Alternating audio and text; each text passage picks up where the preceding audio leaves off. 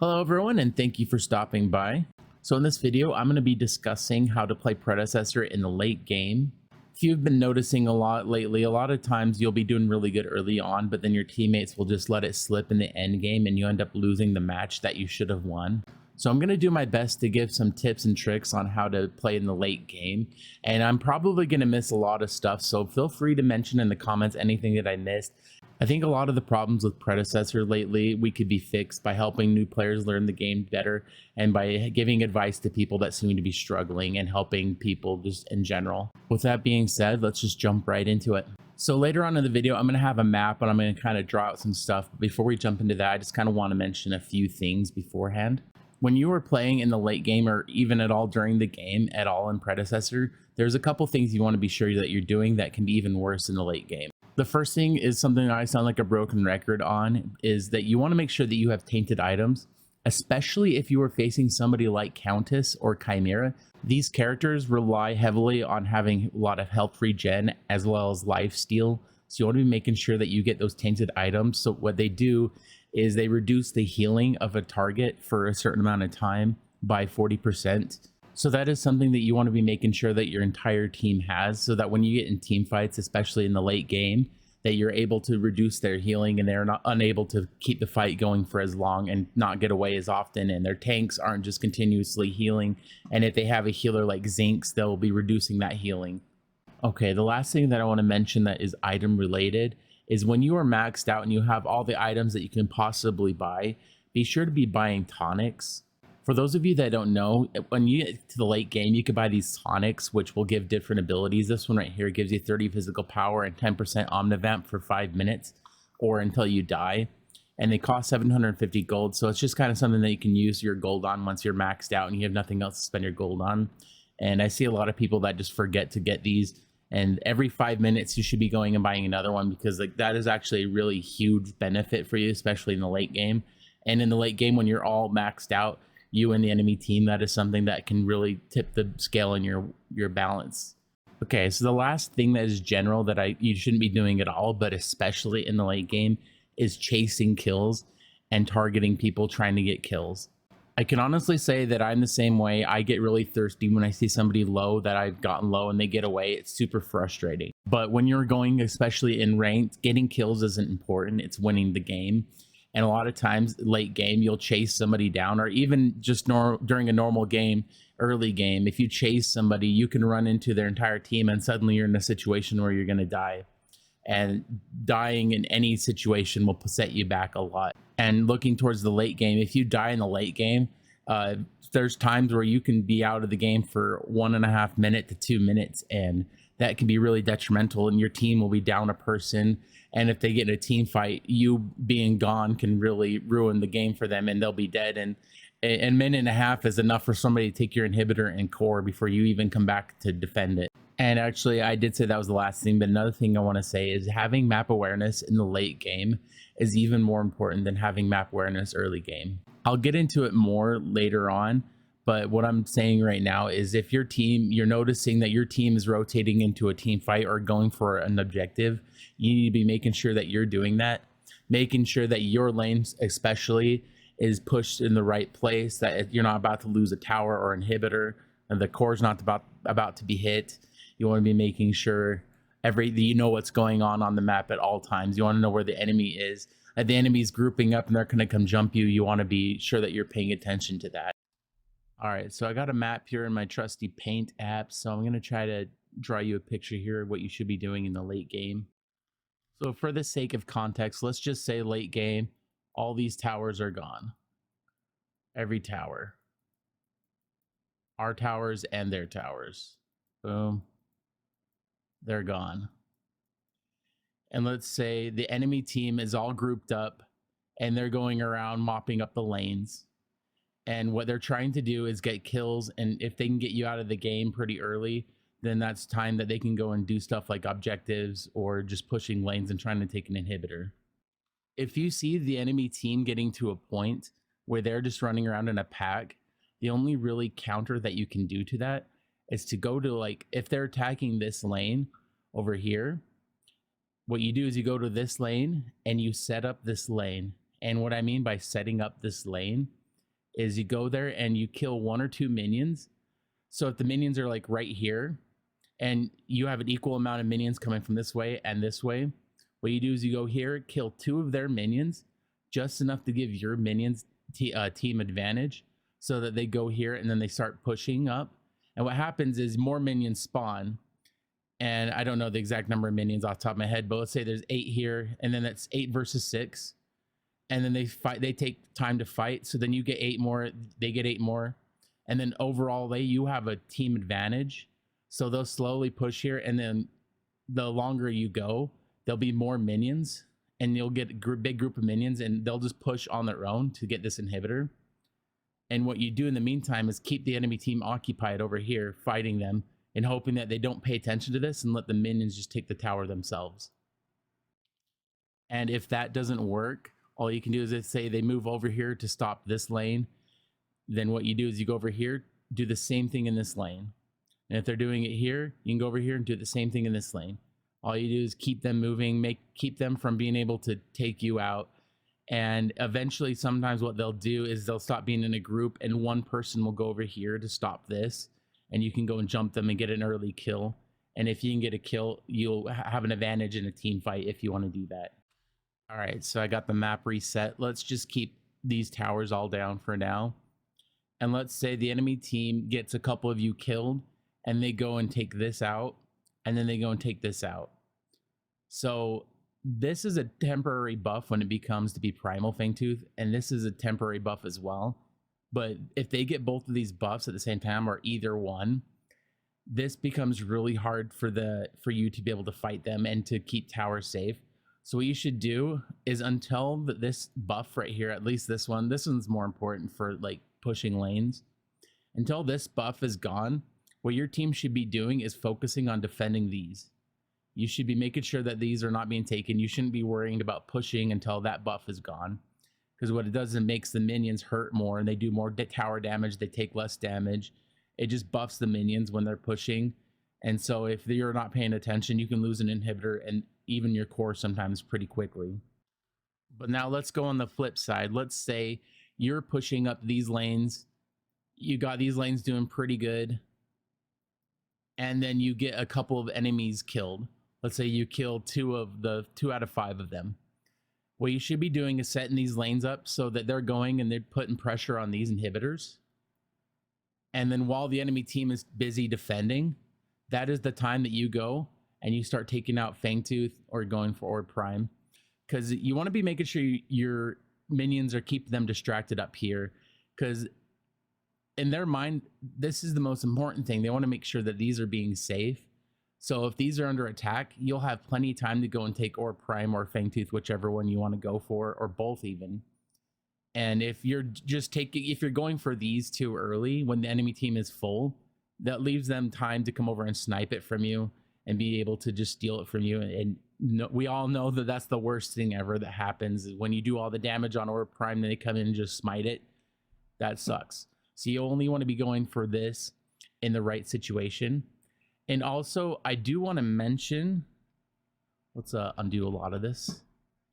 If you are about to take this, let's say you're in this situation right here, all the towers are down and you're only working on the inhibitors, and you get a team wipe, a lot of people will think you want to just go for an objective, you want to go here, but you want to be smart on how you do that. If you're late enough in the game and you get a team wipe and they're gone for a minute and a half, what you should all do is group up and push the middle lane, or whatever lane's closest to being pushed. Like if the minions are all here, then push this lane. If these minions, the enemy minions are here, then don't push middle lane. But you see what I mean? Just take the lane that's closest to being pushed, group up, take the inhibitor, and go for the core. Because a lot of people just get a team wipe and they're like, okay, let's go grab Orb Prime. And sometimes that's good. If you get a team wipe and the enemy team's only gone for like 40 seconds, then yeah, go for Prime. But if you're to the point where they're going to be gone for like a minute and a half to 2 minutes, take the advantage. Go here, take those inhibitors, and then try to go for the core. And I don't know, just really frustrating when you get this point and they're like, okay, let's go kill Orb Prime.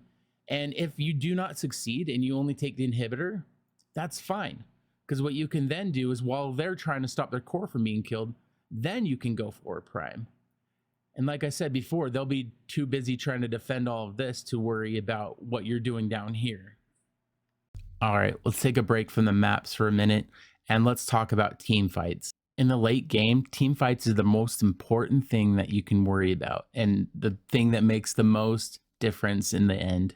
Your team can be up by 20 or 30 kills, and one bad team fight can ruin the game for you and just make it so you lose. So this is going to seem kind of scatterbrained, but I'm going to have two parts to team fights. One where you just have a straight up team fight, and one where you can kill a couple of people and then they get away. But before we get into that, let's just talk about the team fight itself. So what you do in a team fight will depend on what kind of character you're playing and what your role is. So before I get into it too much, there's different strategies that you can use in a team fight. And honestly, it really depends on what kind of team composition that the enemy has, what kind that you have. But in general, you should have 1 to 2 tanks, 1 magic dealing person like Gideon or Morigesh, a carry, and a support in a team fight. One of the most important things that you can do if you are a tank is making sure that your support and damage person are being safe, and you're making sure that all the attacks are going towards you, all their abilities, they're targeting you. And what the support should be doing is making sure that the tank doesn't die, giving them health, giving them shields, keeping them alive at all costs. And the magic dealing person, and as well as the carry, what they should be doing is focusing on killing the enemy team's carry and support. And like I said, it depends on the situation, but if you need to just if you're playing a tank, you need to get into a fight with the enemy tank and just keep them occupied, then do so. But if you see an opening where you can go and do some damage on their carry and support, then go for it. But as a tank that does melee damage, there's something you need to be careful of is if they are something like Kira where they can just dash away from you, and you don't want to fall into a trap where you're just chasing a ranged person and they're just shooting you in the face, backing up and keeping themselves safe while killing you in the process. You want to avoid having that happen to you, but if you're someone like Chimera or Greystone and you could just jump to them and do a ton of damage to them instantly, then go ahead and do that. But if you're someone that doesn't have like a jump like that and you start going for them, they just dash away and start shooting you in the face, just stop chasing them and back up and go back to just taking damage and keeping them distracted pretty much. As a tank, your role is pretty much to keep them distracted from killing your damaged people. And if you're the magic damage person, that's the magician or doing all the magical damage, what you should be doing is focusing on AoE damage and damaging as many people on their team as you can and just slowly whittling them down. And you want to be making sure that you have tainted as well so that they're reducing their healing, and you want to keep everybody with that reduced healing at the same time. If you're playing a carry, there's a couple things you want to be doing. You want to be making sure that you try to outlast their carry because you do the most damage. You're the person that just shreds through the enemy team and does the most damage. So you want to make sure that you are the last person alive if it comes down to it. And with that being said, if you're playing tank, you want to be making sure that you body block and take hits for your carry. Like if they start targeting your carry and like, let's say your Grux, use your stuns on the people going for your carry, use the grab and pull, keep them from your carry. And you can also just remember body blocking is a thing. You can stand in front of them and literally body block them from going after your people. But going back to the carry's job, if you see somebody getting low, start targeting them and take them out as soon as you can. But overall, you want to be trying to go for their carry and support if you can. But if not, trying to kill their magician or just shredding whoever you can. If you see somebody getting low, finish them off. Your job is to get as many kills as you can and to do the best that you can. So best case scenario in a team fight is you kill their entire team. Their entire team is wiped out and you can do whatever you want. If you want to go for an objective, then you go for an objective. If you want to push their inhibitors, go for their inhibitors. But there's cases where they'll have 1 or 2 people get away. And I'm going to do I already kind of did what you should do if you get a team wipe. And I kind of told you if you should go for an objective or if you should be going for the inhibitor. But I'm going to go into what you should do if a couple of them get away. So like I said, you don't want to be chasing somebody down if they're going to be getting away. Let's say somebody's really low, like their carry or their magic person is doing they're really low on health and they're running away and they get away. Don't just keep chasing them for the kill because there's a high chance they'll get to safety and get away. what you should do is just turn around and go into the team fight and have it be a 5v4 or whatever it's at the time. Because winning the team fight overall is more important than going for kills. Because that is one of the biggest mistakes I see people do, is they go and they get thirsty and they start targeting kills rather than worrying about the big picture. Because as good as kills look on the scoreboard, the enemy team going away from the fight and leaving and returning to base is just as good as killing somebody in a team fight. So what you want to do is, if one or two of their teammates survive and you're in a situation where 3 of them are dead for a minute and a half and 2 of them are still alive, what will happen is what you should be doing is pushing all the lanes up and trying to take as many towers and inhibitors as you can. And what they're going to be doing is they're going to be trying to just defend, keep as many of their towers and inhibitors up as they can do. And this is just something that I prefer to do. This isn't like something like MOBA. People just kind of, it's not like just a MOBA thing to do. But rather than going for the inhibitors and towers, something that I like to do is to stagger your enemy's deaths. So I'm not saying it's not important to go for towers and inhibitors, but something that's really important to do is, let's say that the enemy team, their teammates are dead for a minute and a half, and they have a minute and a half where they have to just focus on defending and making sure that they don't lose their core or inhibitors. And what you should be doing is trying to kill those 2 people halfway through the spawn timer of the other team. And what this will do is it'll stagger their respawns so that their entire team won't be alive at the same time. And that's kind of what you do. Like I said, the best case scenario is you get a team wipe and they're all dead, and you can just kind of have this huge push and try to take as many inhibitors or go for objectives as you can. But if you can't do that, staggering their respawns is the next best thing that you can do. And what that means is that they'll never be able to fully go on a team fight against you unless they completely just back off and keep themselves safe, which will not be good for them as well, because they'll be losing more towers and inhibitors if they don't go to defend them. And I'll admit that this is kind of a bold plan, and it will take participation from your entire team, because you'll need to have your carry and magic damage person having to attack them in the tower, and your tank going in and trying to stun them, keep them from getting away. And it takes a team participation to kill somebody that's hiding in a tower. So what you should do is, whatever lane they're defending, get your whole team gathered up there and push that tower. And sometimes you can go quickly take the tower down before they can even retreat. And that's just kind of like the best thing that you can do to keep them from getting all together at the same time, because they'll be constantly on the defense, and then you can go push objectives, because they're not going to come try to stop you from getting over prime if it's going to be 2v5. So this is another thing I'm going to add. I'm pretty much done with the video, but I kind of just wanted to add, when you take an inhibitor down and it respawns, when it respawns, it doesn't shoot back at you. So if you can take those inhibitors down at any point, it'll be a good thing, because those pretty much, they're just a placeholder, making it so your big minions don't spawn.